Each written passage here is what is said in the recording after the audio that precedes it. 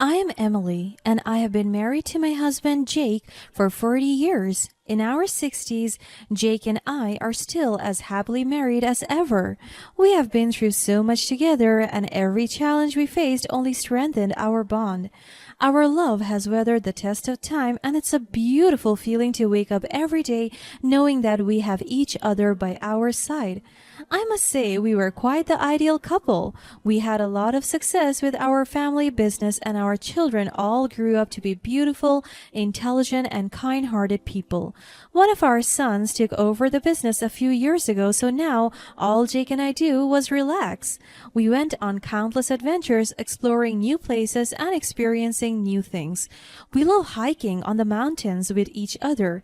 In our 60s, we have also learned to embrace change and adapt to the evolving world around us.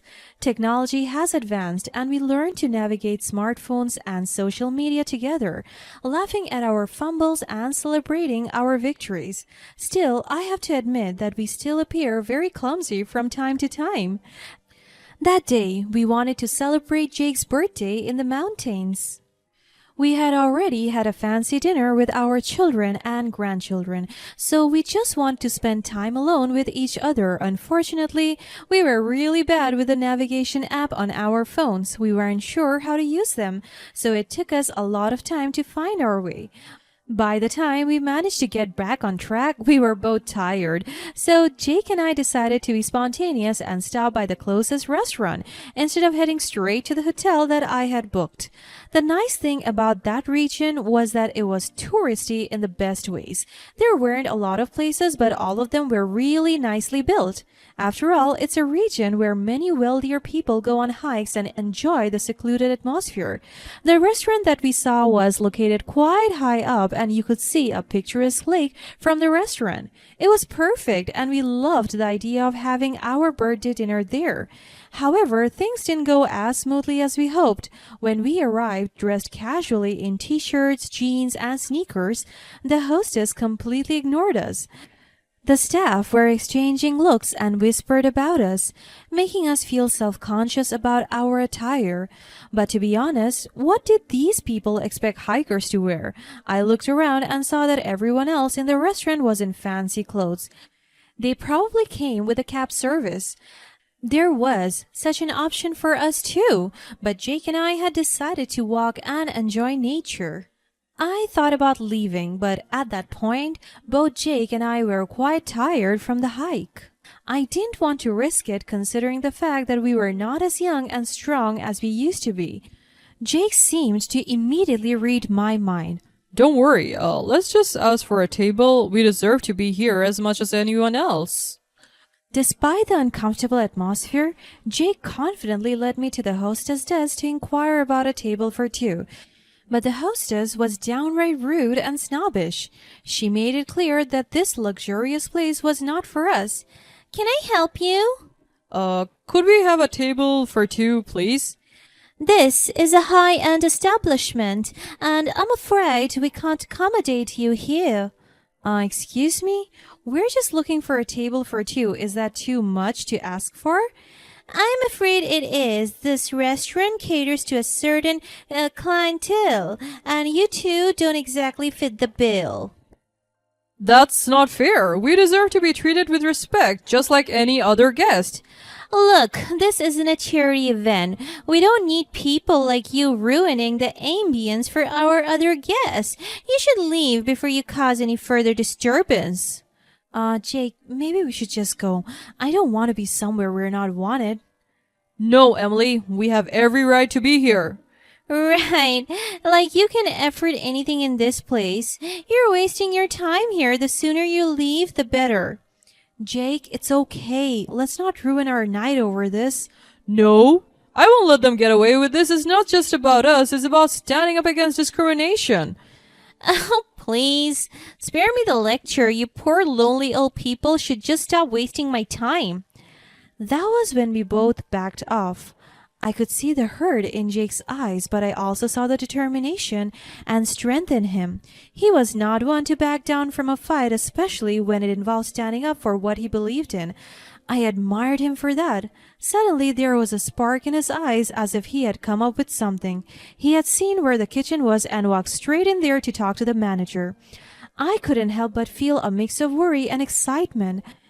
I followed closely behind, knowing that when Jake got an idea, there was no stopping him. The hostess tried to call for us, but she was drawing attention to herself in a quiet, fine dining atmosphere, so she stopped. In the corner of my eyes, I could see her roll her eyes and shake her head as if she was disgusted with us. We found the manager, a stern-looking man in a crisp suit, barking orders at the kitchen staff. Excuse me, sir. I need to talk to you about the way your hostess treated us at the front desk. The manager barely spared us a glance, his face contorted in annoyance. And who are you? I'm a paying customer, just like everyone else in the establishment, yet your hostess treated us like we were beneath us. We deserve to be treated with respect, regardless of our appearance or social status. The manager scoffed, dismissing Jake's words with a wave of his hand. Look, we have a certain image to maintain here. We can't have just anyone walking in and ruining the atmosphere for our esteemed guests. But that's exactly the problem. Your esteemed guests shouldn't be judged based on their appearance, and neither should we. We all deserve to be treated with dignity and respect. At that moment, the hostess appeared from behind, a smug grin on her face. Oh, it's you again. Didn't I tell you to leave? We don't need your kind here. Your kind, my kind, we're all human beings, and we all deserve to be treated fairly. The manager's expression darkened, and before we knew it, he was raising his voice. Enough of this nonsense. Get out of my kitchen and out of my restaurant. No, I won't leave until I see a change in your attitude and the way you treat your guests. You may think you're above us, but you're not above common decency. Suddenly, the manager's anger boiled over, and he lunged towards Jake, grabbing him by the collar of his shirt. I have had enough of your insolence. Get out, or I'll have you thrown out. I rushed to Jake's side, trying to pull the manager away, but his grip was too strong. I could see the fire in Jake's eyes, a mix of anger and determination. The kitchen staff looked on, unsure of what to do. The tension in the room was palpable, and I feared the situation might escalate even further. The manager pulled Jake out of the kitchen and only stopped when he realized everyone else was looking. He gave Jake and me a disgusted look and then turned back inside. I quickly turned to check if Jake was okay, and luckily he was fine. Still, we were in shock. We couldn't believe that something like that just happened. The scene could have got violent if it was not for the guests dining outside. Jake and I slowly left the restaurant feeling really violated. Just when we thought things were only getting worse and worse, we were approached by someone. A kind voice called out to us from behind. Hey, wait up! Turning around, we saw a young woman running towards us with a warm smile. I couldn't help but overhear what happened in there. I'm so sorry you had to go through that. Young lady, thank you. My name is Vera, and I'm a frequent guest at the hotel. I'm honestly appalled by the manager's behavior. He has always been so nice to me and my family. Well, I guess they're selective about when and who to be kind to. I can't believe he treated you like that. You deserve better, and you shouldn't be discouraged from enjoying this beautiful city just because of one rude person. Thank you for that, dear. I actually live nearby. If you need a ride to your hotel or anywhere else, I would be more than happy to help. Her offer warmed our hearts, and we gladly accepted. As we rode in Vera's car, her kind-hearted nature really won us over. I'm sorry, I didn't understand what was going on sooner to intervene back there, but if you ever want to file a complaint or share your story, here's the contact information of the restaurant owner.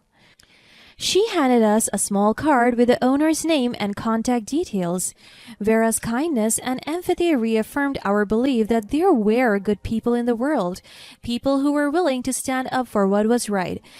As we arrived at our hotel, we exchanged contact information with Vera, promising to keep in touch. She had become not just a kind stranger, but a friend, a reminder that acts of kindness could have a profound impact on someone's life. Despite the unpleasant incident at the restaurant on Jake's birthday, we were determined not to let it ruin our special night. As we returned to our hotel room, we put on some music, and Jake, always the goofy one, started dancing around the room, trying to lift our spirits. I couldn't help but laugh at his antics, feeling grateful for his ability to find lightness even in challenging moments. As the night progressed, we snuggled up on the balcony, gazing at the stars above. The night might not have turned out as we initially envisioned, but in many ways it had become even more meaningful.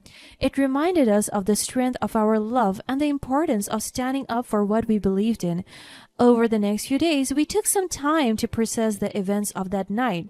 We decided to reach out to the restaurant owner, but as we went back to the contact details of the owner, we realized we had always known this man personally.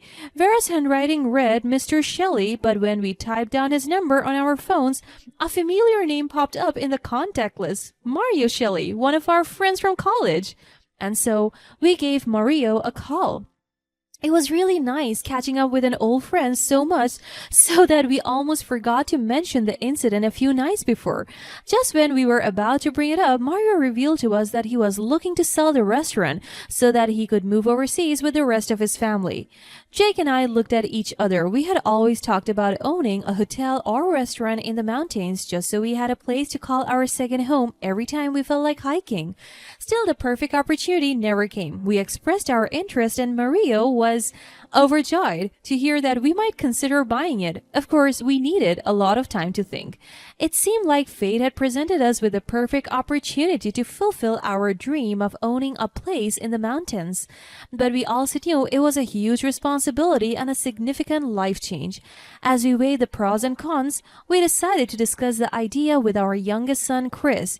He had just finished his master's degree at the time, and he had always had an eye for creating delightful dishes. We knew he had the potential to take the restaurant to new heights. The more we talked about it, the more excited we became. The idea of spending our retirement years in the mountains and running a restaurant together as a family felt like a beautiful way to start a new chapter in our lives. Finally, we made up our minds. We called Mario and told him we were interested in taking over the restaurant. He was thrilled and assured us that he would be there to guide us through the transition and share all the tricks of the trade. The day had finally come for the official handover of the restaurant. Mario had graciously offered to accompany Jake and me to the establishment, and we were filled with a mix of excitement and anticipation. As we entered the restaurant, memories of that unfortunate night flashed in my mind, but I pushed them aside, focusing on the new beginning that lay ahead. To our surprise, the atmosphere felt different right from the start. The manager, who had been so rude and dismissive before, greeted us with a smile. He shook our hands warmly, expressing his excitement about the transition. I'm thrilled that the restaurant would be in such capable hands. I have heard wonderful things about your plans, and I'm confident it will continue to thrive under your ownership. Jake looked at him for a moment, absorbing the change in demeanor. Thank you, but I must be honest, I have some reservations about your future in this restaurant. Oh, I assure you, I'm fully committed to supporting the new owners and ensuring a smooth transition. I'm sorry, but your behavior towards us and the other guests was unacceptable. We believe in creating an inclusive and respectful environment for everyone who walks through these doors. I'm sorry if our staff might come across that way, but I assure you I have always been very polite to prestigious guests like you. Are you sure? Absolutely, but our staff could be quite stressed on some nights. You know how a busy restaurant might get. Do you remember us at all? Excuse me, I'm not sure We were the hiker couple you treated so rudely. Your behavior was hurtful and discriminatory, and it's not the kind of attitude we want in this restaurant. The manager's face paled and he looked stunned. He stammered, clearly realizing the gravity of his actions. I'm truly sorry for how I treated you. It was completely unacceptable, and I deeply regret my behavior. We all kept quiet to such an insincere apology. The manager seemed to sink into himself, realizing the consequences of his actions. Then he looked to Mario, as if to ask for help. Mario just gave him a disappointing look. Slowly, the manager walked out of the restaurant, mumbling words I couldn't quite make clear. The next few days brought significant changes to the restaurant. With a renewed focus on creating a welcoming atmosphere, we found new staff members who shared our values and were committed to providing the best experience for our guests. And just as Jake had done, the hostess who had treated us poorly was also let go. We wanted to ensure that every person who worked in the restaurant understood the importance of treating others with kindness. With a fresh start, the restaurant thrived under our ownership. Over time, we became known not just for our delicious food, but for the warm and inviting atmosphere we created. The restaurant became a gathering place for locals and tourists alike, a place where everyone felt welcome and valued. Chris became the head chef, and his culinary creations brought a fresh and innovative twist to the restaurant's menu. Our guests raved about his dishes, and his passion for cooking shone through in every bite. One sunny afternoon, as the restaurant bustled with guests, a familiar face caught Chris's eye. It was Vera, the kind stranger who had stood up for us on that unforgettable night months ago. Her warm smile and radiant presence lit up the room, and Chris couldn't help but feel drawn to her. They got to know each other and got along incredibly well. As days turned into weeks, Chris and Vera's connection deepened. They spent hours together exploring the mountains, sharing stories, and supporting each other's dreams. Their love blossomed like wildflowers in spring, pure, vibrant, and full of life.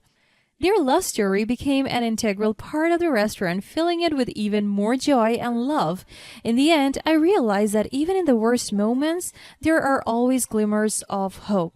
If we choose kindness and determination, good things will always happen to us.